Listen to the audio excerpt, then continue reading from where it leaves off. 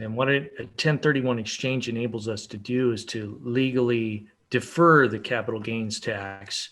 But as Pat had already explained, those proceeds must be reinvested, and any kind of money that you take out is considered boot, or it's taxable capital gain, money that you're receiving. But when you do it, you need to do it with the same entity or the same tax ID. So if you own a property personally and it's in your personal name, and you're filing the income tax on your Schedule E for the income that's coming off of that property, then when you exchange, you need to use your same taxpayer ID, and that's the same if you own an entity and that's where the title is being held. Your LLC owns title to the property. Then that tax ID is the one that you're using for the 1031 exchange. And one of the other things that is really important for investors to know is that also the debt amount can be considered boot if it's less than what you exchanged out of. So if you have a $1 million loan on an asset, and then you buy a new asset, but you only leverage it, say, to $500,000, they're going to say that $500,000 is boot. So it becomes a taxable event.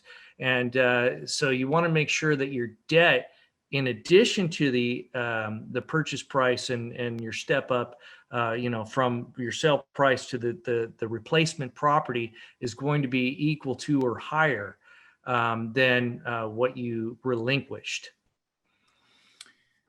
And now the benefits of a 1031 exchange, obviously you got the tax benefits where you're deferring those capital gains. So you're not paying those capital gains, up front. Then you're also deferring the depreciation recapture on that.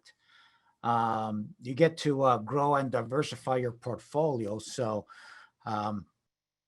if we wanted to, we bought an apartment building, bought another apartment building, but, we could have sold the apartments and, bought land or bought an industrial building along those lines. So it gives you that ability to diversify. You can upgrade your asset. We did that on this particular deal. We had an older apartment complex.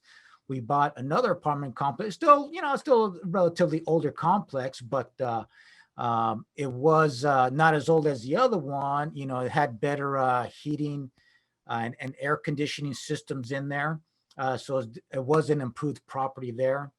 And this is a great long-term strategy. If we want to, we can continue doing 1031 exchanges, up into the future there.